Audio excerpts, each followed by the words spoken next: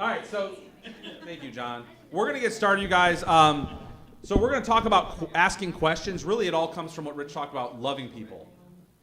The whole idea behind Christianity is let's go love some people, right? Let's be like Jesus. Part of loving people is building a friendship with them. And it's hard to build a friendship with somebody if you don't get to know them.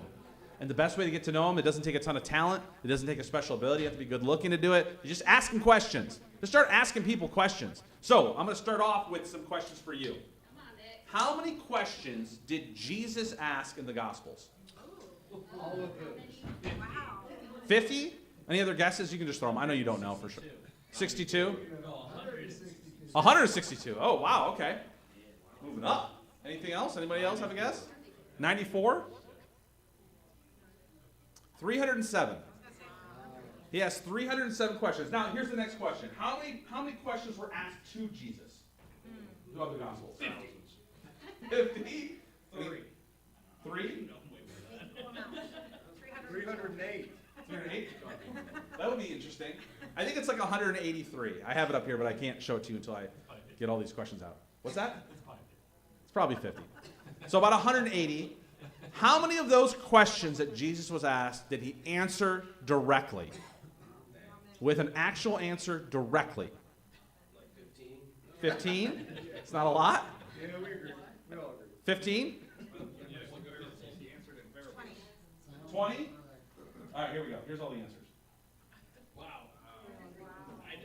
3 or 4. Most of the time he answered with a question. Or a parable, yes. So, here's the thing. People sometimes will feel like, I'm not super equipped to help people become Christians or lead people in Bible studies. I don't have all the answers. I don't know all the information. I know where everything is. But the one we're following, he mostly built relationships with people by asking them stuff. And people feel connected to people when you ask them stuff, not when you tell them stuff.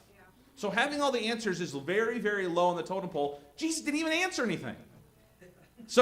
And he built all these great relationships. That is not the key to it. The key is asking great questions. The key is taking enough interest in people to keep asking great questions and getting to know them. Why? Why is that so effective? This is a question that we ask at my work all the time. So I used to do a sales training for my team. I'm going to share a couple slides that I did with them, with you guys. This is an actual slide from that. And I would just tell them, ask questions, ask questions, ask questions. Get to know your customer. How do you know how to sell them anything or what even their problems are if you don't ask them questions? And then I would show them this little graphic. The guy in the white shirt is a sales rep. And look what he's thinking. This is going great. Can you not read it? No, what does he say? It says, the other group didn't even tell me that.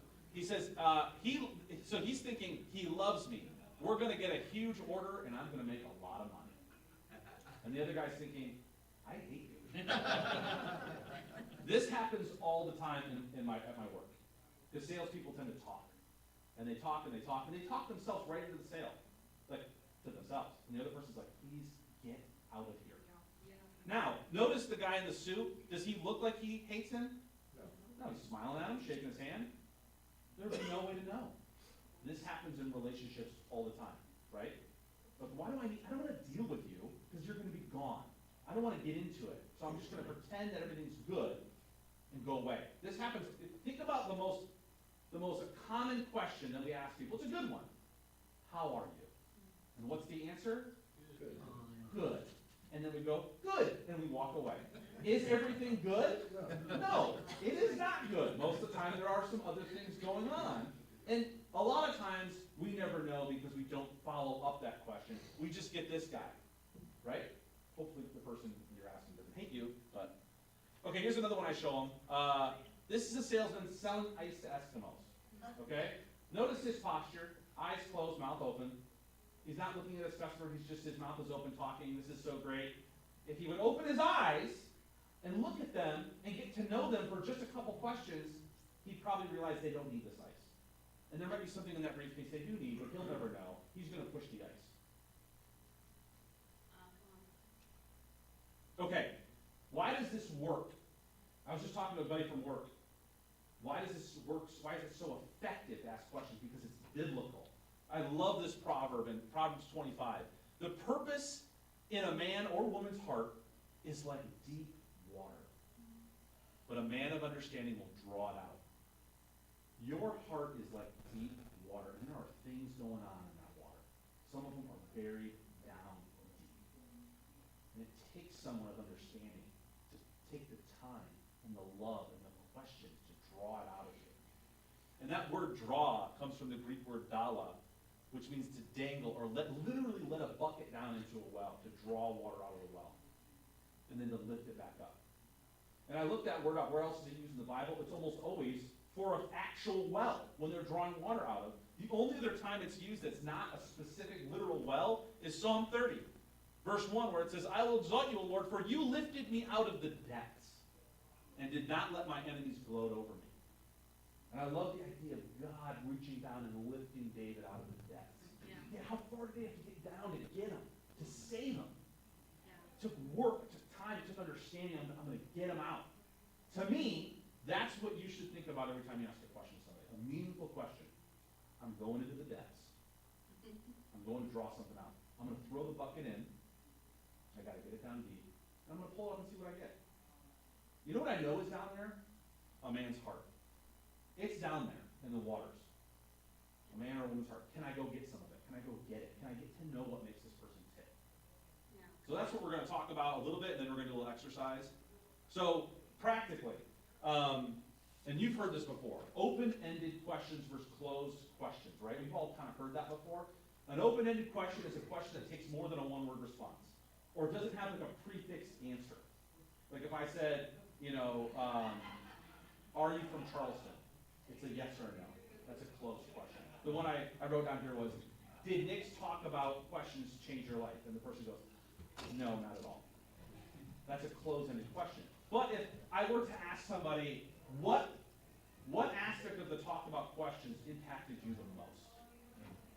Now they can tell you anything. And you're going to get to know something about the way they think or what impacted them.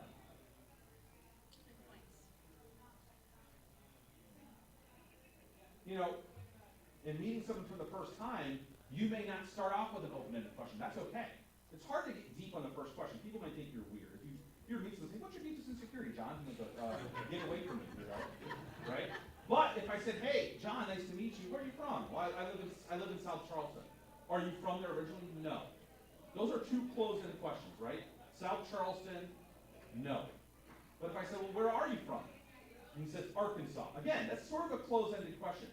But what I'm building toward is this. Oh, Arkansas. How in the world, John, did you get from Arkansas to West Virginia? I should say Iowa. John's from Iowa. To West Virginia.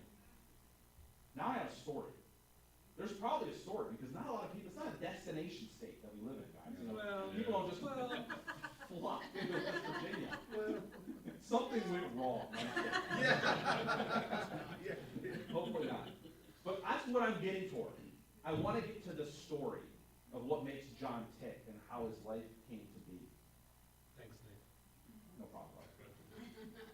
Now here's the key. This is point number 2. Follow-up questions.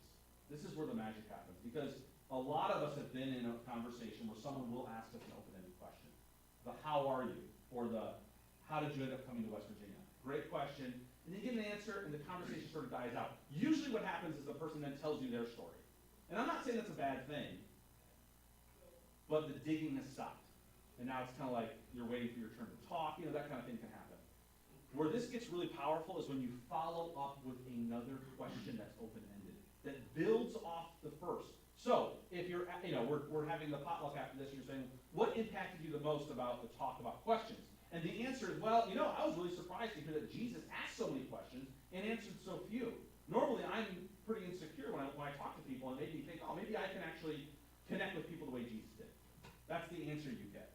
Okay? That's a great answer. You say, I feel the same way. I feel insecure talking to people too. What do you think makes you feel that way? Right? You're building off it gave you a nugget, and you're taking that nugget and saying, I want more, and I want more. And every answer they give you, there's more behind that. There's you're peeling this onion. You're going deeper into the well to find out what really makes this person tick. And something beautiful happens when you do even when you do 2 or 3 of these, which almost nobody does. Think of the last time someone actually did this with you. They asked you 3 in a row, deep questions that build off one another. It just doesn't happen. Something beautiful occurs. Number one, you're in a conversation. You're in a deep conversation. Two, the person feels loved and cared about. Because everybody loves when someone takes an interest in them. And this is the hard part, because they may shut you down. And you may be like, this person doesn't want to talk to me. You've got to sometimes push through that. Like, they'll let you. So they may say, I may ask that open-ended question of John and say, John, how in the world did you come from Iowa to West Virginia? And he may say, work. Right? Yeah. He kind of shut me down. But it was an answer. He kind of took my open-ended question and turned it to a closed one. And I could say, oh, what do you do for work? Accounting. Still kind of closed me down. Okay, how long have you been doing that? A couple years. What do you like about accounting? Nothing. Right? We've all been in conversations like that, right? Yeah. So what am I'm pushing. I'm just trying to get to where there's something in there. And why do people do that? There's a great reason. You've probably done it to somebody. Because, for a couple reasons. One, people don't actually think anyone wants to hear their story. Right? Yep. You start talking, you think, I'm talking too much, and it makes you feel insecure. No one actually really wants to hear you talk. You assume they're waiting for their turn to talk. So it takes understanding, it takes time to get through that until they go, oh, this person actually wants to know who I am. So don't lose heart. That's what's happening. They're not sure you actually really want to know, or they think there's some alternative motive, right? Whatever. That's why you got to keep going and see if you can break through and see. They may have buried that something deep in those waters. Maybe not in the first conversation you're going to get to it, but people bury it down deep. You got to keep that bucket down and try to find it. So they may shut you down. Keep going after it. And this is just a practical. I just have open-ended questions that I have sort of memorized through the years of doing this, through work, through being a disciple, that I just have in my pocket ready to go all the time. And it usually revolves around people's work, where they live, their family, especially when I first get to meet them. But then all those, just those three things have these tendrils that can go anywhere once you get the person going. And you can slip in there the close-ended questions, like I said. It doesn't have to all be open-ended. It can go from close to open to close, close, close, open, whatever it is. But in your mind, you're thinking, I'm working toward that next deep question that gets my friend talking. Okay, one more thing before we do this little activity. I just put truths of the world. Just about everybody's thinking about themselves all the time. This is just true, you guys. They aren't thinking about you. You know, we come to church, you're worried about your outfit, I'm thinking, oh, will they notice how well I wear this vest? I hope they do. No one cares. No one cares. They're thinking about what they're wearing. They're thinking about their life and where they're going after church. So, because of that, you might as well flip it, stop thinking about yourself, and go ask them a question about what they're thinking about. And find out about them. They're going to want to tell you. Leads me to point number 2. People love it when you take an interest in them. They love it. They may not show it at first, but eventually they love it. Most conversations don't go beyond 2 consecutive open-ended questions of depth. Think of that. So when you hit 3, you're in rarefied air. You've done something to that person that probably hasn't been done in a month or months. You've gone beyond what has been happened for them in a long time. And that's an encouraging thought. It doesn't take much to go beyond our post-COVID standard that we live. Right. Which I think is great. So let's practice that now. So what we're going to do is pair up. And you can pair up with the person next to you. You can find someone new. But here's what I'm going to have you do. Learn something new about the person you partner up with. Something you don't already know.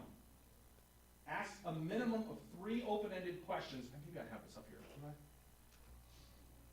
Oh, I do think. That's awesome. A minimum of 3 open-ended questions that build off one another. That's the hard part. So it can't just be 3 open-ended. If you're going to ask them something, they give you an answer, build off of it.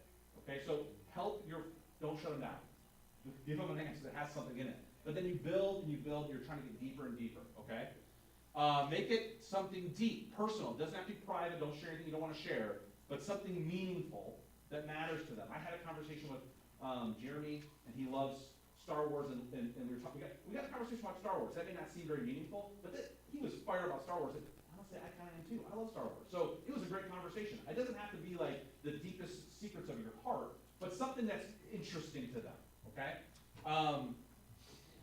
And if you wanna go beyond 3, you can, and remember, get down there and draw something out. So that's what we're gonna do for the next 5 to 10 minutes, find somebody, and go for it.